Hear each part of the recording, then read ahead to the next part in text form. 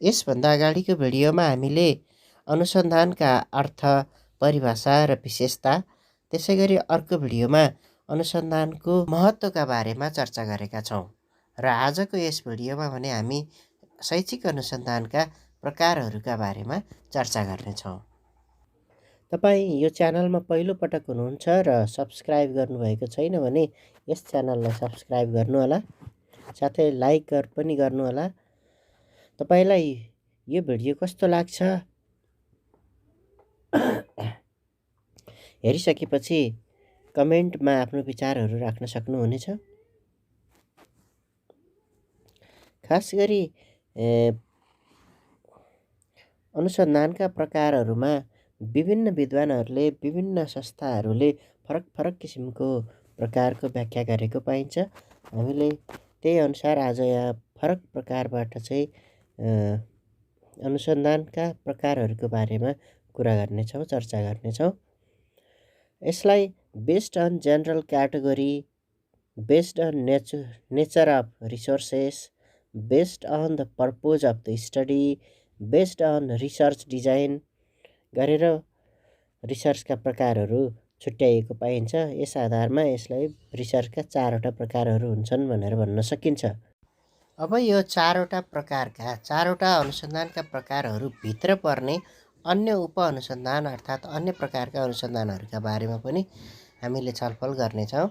जसभित्र based on general category, सामान्य स्तरमा आधारित अनुसन्धानभित्र पर्ने रहेछन् क्वान्टिटेटिभ रिसर्च र क्वालिटेटिभ रिसर्च, गुणात्मक अनुसन्धान र परिमाणात्मक अनुसन्धान। क्वान्टिटीले परिमाणको कुरा गर्छ भने क्वालिटीले गुणको कुरा गर्दछ। त्यस्तै based on nature of researchers, अनुसन्धानकर्ताको प्रकृतिमा आधारित अनुसन्धान पनि हुने रहेछ, जो चाहिँ डिस्क्रिप्टिभ रिसर्च र एनालाइटिकल रिसर्च पर्दछ। तेस्रो नम्बरको अनुसन्धान रहेछ based on purpose of the study. यसभित्र 4वटा अनुसन्धानहरू पर्ने रहेछन्, जस्तो फन्डामेन्टल रिसर्च, आधारभूत अनुसन्धान, एप्लाइड रिसर्च, प्रायोगिक अनुसन्धान, एक्सन रिसर्च, कार्यमूलक अनुसन्धान र इभ्यालुएसन रिसर्च, मूल्याङ्कन अनुसन्धान। त्यसैगरी चौथो प्रकारको अनुसन्धानमा बेस्ड अन रिसर्च डिजाइन, रिसर्चको डिजाइनमा आधारित अनुसन्धान रहेको छ। यसमा एक्सप्लोरेटरी रिसर्च, अन्वेषणात्मक अनुसन्धान, त्यसरी कन्क्लुसिभ रिसर्च, निर्णायक अनुसन्धान, त्यस्तै सर्वेज र केस स्टडी पनि रहेका छन्। अहिलेसम्म हामीले अनुसन्धानका विभिन्न हाँगाहरूका बारेमा अथवा अनुसन्धानका विभिन्न प्रकारहरूका बारेमा अध्ययन गऱ्यौँ। अब हामी शैक्षिक अनुसन्धान अथवा एजुकेसनल रिसर्चका बारेमा चर्चा गर्नेछौँ। टाइप्स अफ एजुकेसनल रिसर्च, शैक्षिक अनुसन्धानका प्रकारहरू। यसका 3वटा प्रकारहरू रहेका छन्, जस्तो क्वालिटेटिभ रिसर्च, क्वान्टिटेटिभ रिसर्च र मिक्स्ड मेथड अथवा प्राग्मेटिक पनि भन्ने गरिन्छ यसलाई। क्वालिटेटिभ रिसर्च भनेको क्वालिटीमा आधारित रिसर्च, कुनै घटना, अवस्था, प्रक्रिया तथा समस्याहरूको अध्ययन गर्ने उद्देश्यले नामरूपी तथा क्रमागत स्केलमा मापन गरिएका वा शाब्दिक रूपमा सङ्कलन गरिएका असाङ्ख्यिक तथ्याङ्कहरूलाई तार्किक विधिद्वारा विश्लेषण गरी निष्कर्षमा पुगिने अनुसन्धानलाई गुणात्मक अनुसन्धान भनिन्छ।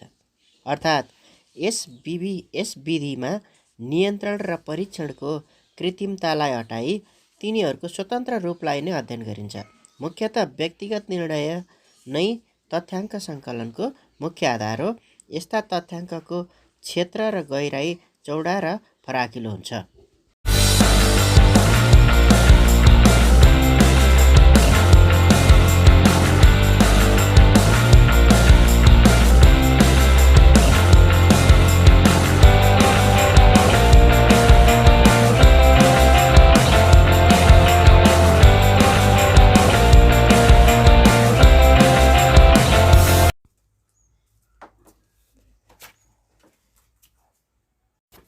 क्वालिटेटिभ रिसर्च र क्वान्टिटेटिभ रिसर्चका विषयमा एमएडको रिसर्च अन्तर्गत दोस्रो युनिट र तेस्रो युनिटमा प्रशस्त चर्चा गरिएको छ। त्यसकारण यसमा खासै धेरै चर्चा गरिने छैन।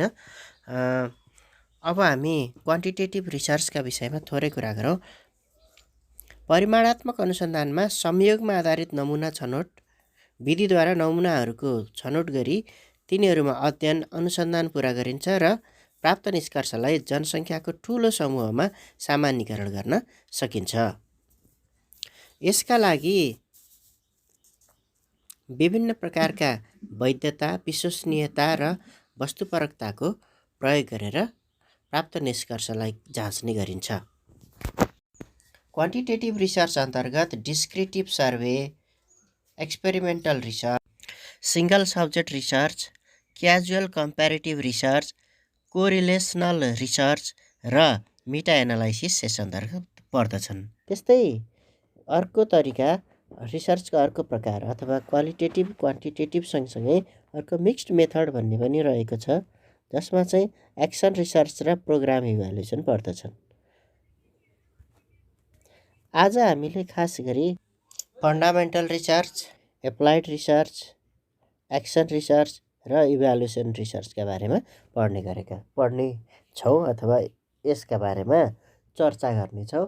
शैक्षिक अनुसन्धान अन्तर्गत यी चारवटा प्रकारका रिसर्चहरूलाई लिन सकिन्छ। बेसिक रिसर्चलाई आधारभूत अनुसन्धान, फन्डामेन्टल अनुसन्धान पनि भनिन्छ भने एप्लाइड रिसर्चलाई प्रायोगिक अनुसन्धान भनेर चिनिन्छ। त्यस्तै एक्सन रिसर्च कार्यमूलक अनुसन्धान र इभ्यालुएसन रिसर्च मूल्याङ्कन अनुसन्धान हो। अब हामी यसलाई छुट्टा छुट्टै अध्ययन गर्नेछौँ। बेसिक रिसर्च अर्थात् आधारभूत अनुसन्धान। Basic research is also called fundamental or scientific or pure research. Basic रिसर्चलाई हामीले आधारभूत अनुसन्धान भन्छौँ भने यसै गरी यसलाई चाहिँ बेसिक रिसर्च मात्र नभनेर फन्डामेन्टल रिसर्च पनि भनिन्छ, यसलाई साइन्टिफिक रिसर्च पनि भनिन्छ अथवा यसलाई प्योर रिसर्च पनि भन्ने गरिन्छ। कुनै समस्या र त्यसको समाधानका क्रममा उत्पन्न नयाँ ज्ञान वा सिद्धान्तको निर्माण गर्नु यसको उद्देश्य हो। कुनै समस्या आयो र त्यसको समाधान गर्ने क्रममा नयाँ सिद्धान्त अथवा ज्ञान उत्पन्न हुन्छ, नयाँ ज्ञान प्रतिपादन हुन्छ भने त्यस्तो किसिमको अनुसन्धान चाहिँ बेसिक अनुसन्धान हो अथवा आधारभूत अनुसन्धान हो वा साइन्टिफिक रिसर्च हो। स्याउको बोटबाट स्याउ खसे पश्चात यो स्याउ किन माथि गएन, तल खस्यो भन्ने प्रश्नका साथ न्युटनले गरेको खोजी र त्यसबाट प्राप्त न्युटनको चालसम्बन्धी पहिलो नियम अथवा ग्राभिटेसनल फोर्स नै यस प्रकारको अनुसन्धानको उदाहरण हो। यसलाई scientific research with the aim of improving scientific theories for better understanding and prediction of natural or other phenomena पनि भनिन्छ। शैक्षिक अनुसन्धान अन्तर्गतको आधारभूत अनुसन्धान वैज्ञानिक अनुसन्धान अन्तर्गत रहेको छ। शिक्षा क्षेत्रमा नयाँ ज्ञान तथा सिद्धान्तको प्रतिपादन गर्न यस प्रकारको अनुसन्धानको प्रयोग गरिन्छ। प्याभलोभको शास्त्रीय सम्बन्ध सिद्धान्त, स्किनरको क्रियापरक सम्बन्ध प्रत्यावर्तनको सिद्धान्त शैक्षिक अनुसन्धान अन्तर्गत रही गरिएको आधारभूत अनुसन्धानको उदाहरण हो। यस प्रकारको अनुसन्धानबाट प्राप्त ज्ञानको प्रयोग त्यति बेलै नगरिन पनि सक्छ, तर यो पछिको लागि एउटा मार्गदर्शक भने पक्कै हुनेछ। हामीले स्नातकोत्तर तहमा गर्ने थिसस पनि यसै प्रकारको अनुसन्धानको उदाहरण हो, जसबाट नयाँ ज्ञान वा दर्शन वा सिद्धान्तको प्रतिपादन हुने गर्दछ। त्यस्तै अब हामीले चर्चा गर्दैछौँ एप्लाइड रिसर्च अथवा प्रायोगिक अनुसन्धान। Applied research is a research methodology that creates practical solution for specific problems. Practical solution for specific problems, which basic research is an approach to research that seeks to expand knowledge in a field of study. This means that applied research is solution driven while basic research is knowledge specific.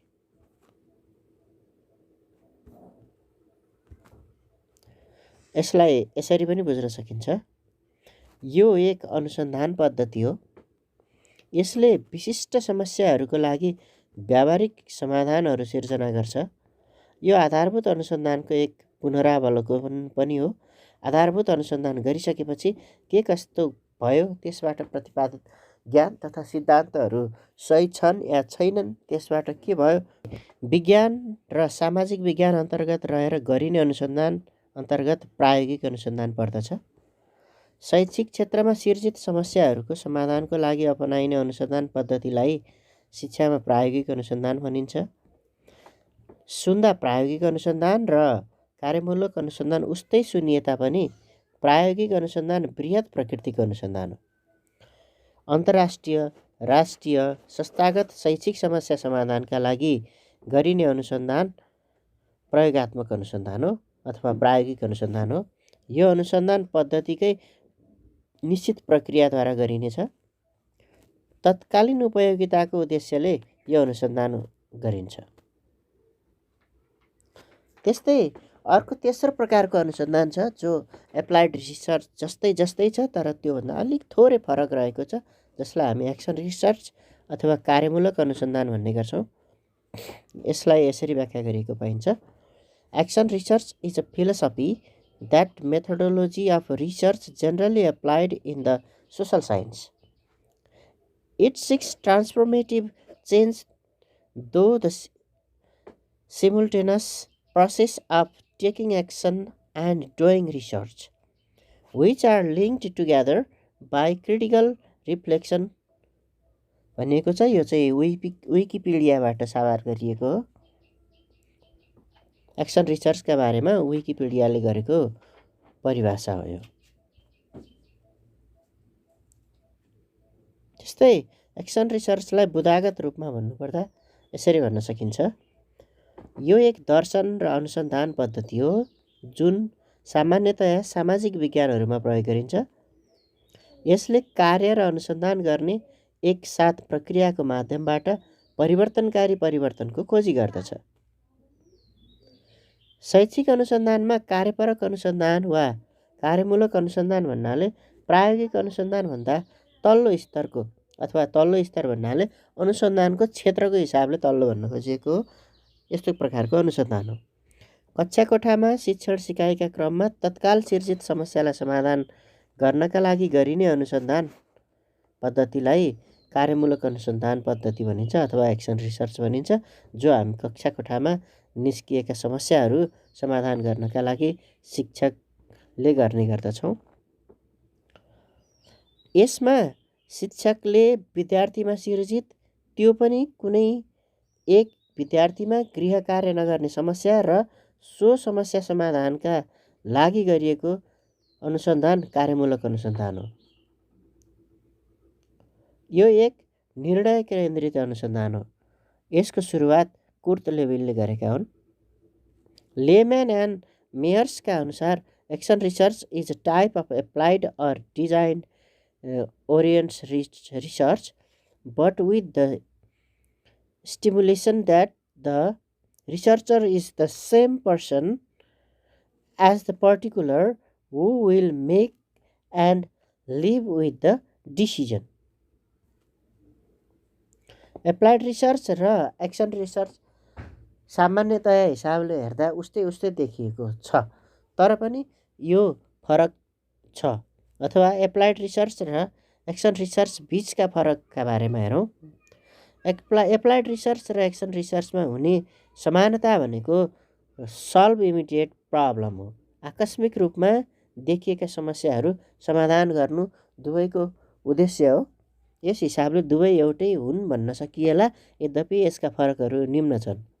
Applied research large स्केलको research हो भने action research चाहिँ small स्केलको research हो। यसलाई यसरी पनि बुझ्न सकिन्छ।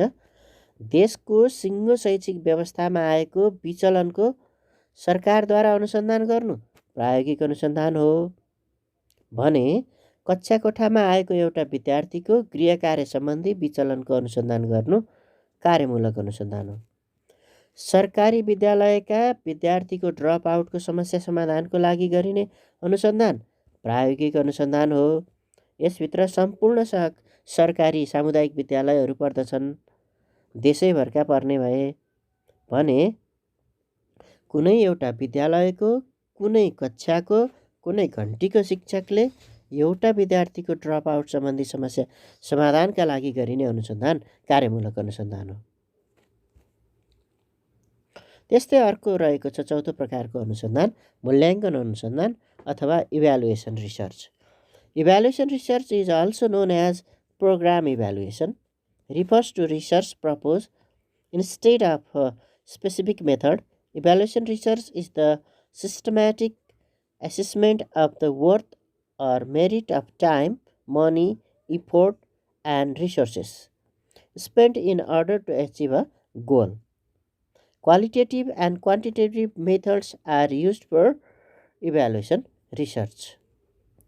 शैक्षिक कार्यक्रमको सान्दर्भिक प्रभावकारिता, उपयुक्तता तथा व्यावहारिकताको मूल्याङ्कन गरी उपयुक्त निर्णय लिन मूल्याङ्कन अनुसन्धान गरिन्छ अथवा इभ्यालुएसन रिसर्च गर्ने गरिन्छ। त्यस्तै सामाजिक वा आर्थिक कार्यक्रमहरूको अन्तमा यसको प्रभाव कस्तो भयो वा उक्त कार्यक्रम कस्तो हुन्छ भनी गरिने अनुसन्धान मूल्याङ्कन अनुसन्धान हो। जस्तो कि सरकारले विद्यालयमा दिवा खाजा कार्यक्रमको लागू गरेको छ, अब उक्त कार्यक्रम लक्षित वर्गमा प्रभावकारी भयो भएन, पुग्यो पुगेन भनी गरिने अनुसन्धान मूल्याङ्कन अनुसन्धानको उदाहरण हो। सामान्यतया यो सरकारी तहबाट गर्ने गरिन्छ।